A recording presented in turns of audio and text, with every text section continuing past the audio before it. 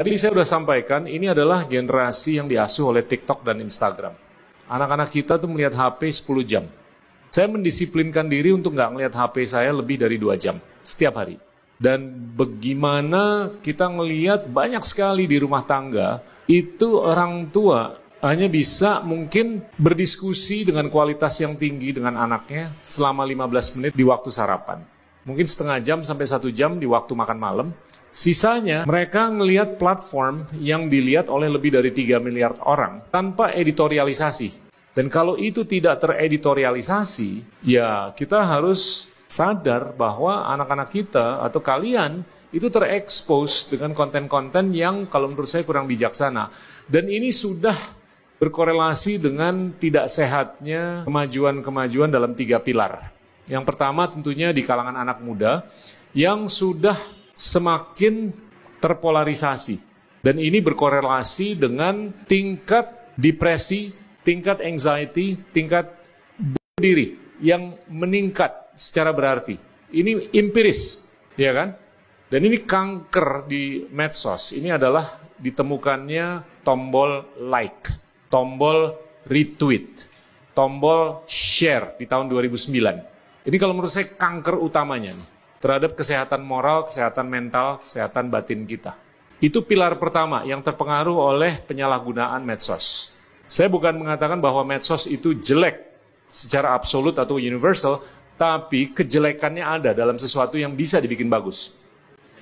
Pilar kedua yang terpengaruh oleh medsos, ini adalah pilar pendidikan, di mana polarisasi itu sudah nyata di kalangan akademisi, yang sayap kanan dan yang sayap kiri. Yang mana tidak terjadi spektrum percakapan, spektrum ide. Tapi intelektual-intelektual di seluruh dunia, khususnya di bidang tersier atau universitas, itu yang ke kanan, semakin ke kanan ideologinya. Yang ke kiri, semakin ke kiri ideologinya. Nggak ada sentra ataupun sentralisasi. Nah yang ketiga tentunya adalah dampak medsos terhadap demokrasi liberal, di mana amplifikasi terhadap narasi-narasi yang kurang bijaksana berkat algoritma yang diberdayakan oleh pemilik teknologi itu disamakan sebagai demokrasi atau demokrasi liberal. Sedangkan narasi-narasi yang bijaksana itu tidak teramplifikasi karena kebanyakan narasi-narasi bijaksana itu ada di the silent majority yang nggak berani ngomong. Nah, kita ekstrapolasi aja 10, 20, 30 tahun ke depan. Ini akan menyongsong era-era di kemudian hari di mana posisi kepemimpinan itu lebih berdasarkan festivalisasi ataupun sensasionalisasi, bukan intelektualisasi. Ini bahaya untuk bukan hanya anak-anak saya aja, tapi untuk anak-anak kalian.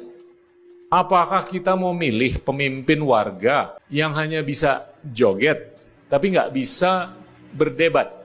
Nah itu kalau menurut saya resiko yang harus kita sadari dan harus kita sikapi ke depan. Dan ini nggak unik dengan Indonesia, ini udah kejadian di seluruh dunia. Jadinya ujung-ujungnya game changing itu gimana sih?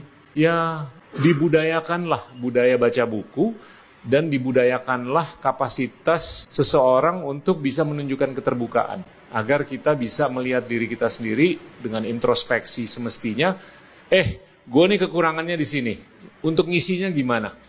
Dan gue tuh harus welcome skill set yang bisa atau perlu datang dari orang lain.